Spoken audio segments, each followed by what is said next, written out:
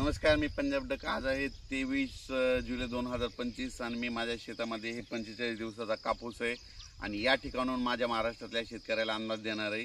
तर राज्यात काय झालं की काही भागामध्ये इतका पाऊस झाला की ढगफुटीसारखा झाला, पण काही भाग आणखीन त्याच्यात देखील वंचित आहेत। आपण धाराशिव जिल्हा त्याच्यात वंचित आता, तिकडे पाऊस झाला, लातूर जिल्ह्यात झाला, बीड जिल्ह्यात झाला, त्याच्यानंतर परभणी जिल्ह्यात झाला, जालना जिल्ह्यात झाला।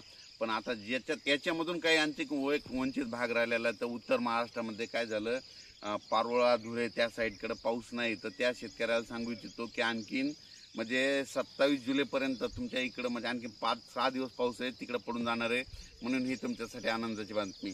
नांदेड जिल्ह्यामध्ये इथं बिदर कर्नाटक शेतकऱ्याचे फोन आले, उमरी नायगाव तिकडल्या शेतकऱ्याचे, धर्माबादच्या शेतकऱ्याचे फोन आले, तिकडे पाऊस नाही।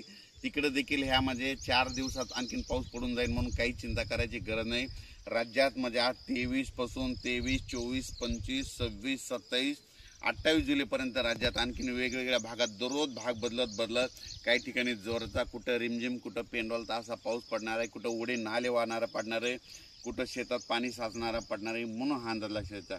पण राज्यात सांगायचं झालं तर पूर्व विदर्भ आणि पश्चिम विदर्भात जरा आणखीन पावसाचा झुकतं माप असणार आहे, म्हणून हा अंदाज लक्षात येतो। कोकण पट्टीचा ते पाऊस मात्र ते कायमचा स्वरूपाचा ते कायमच राहणार आहे, ते पाऊस जोरदारमध्ये तसाच राहणार, म्हणून हे लक्षात येतं।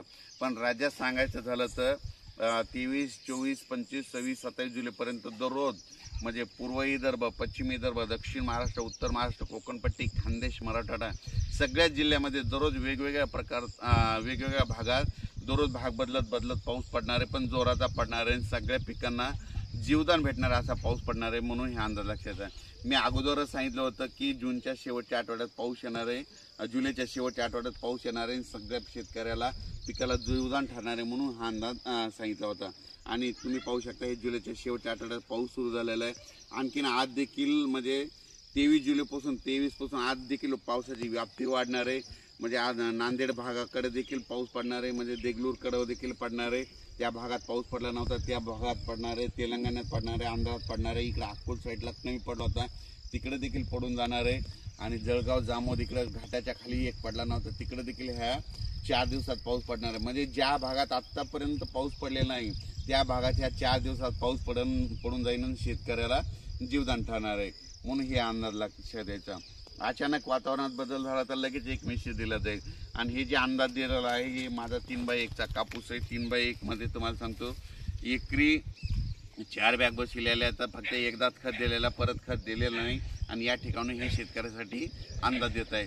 राज्यात आणखीन परत एकदा सांगतो 23 जुलैपासून ते 27 जुलैपर्यंत दररोज वेगवेगळ्या भागात पाऊस पडलेला नाही, ज्या भागात पडलेला नाही तिथं देखील पाऊस ह्या 5 दिवसात पडून जाईल आणि शेतकऱ्याला पिकाला जीवदान ठरणारा पाऊस राहणार आहे, म्हणून हे अंदाज लक्षात घ्यायचा।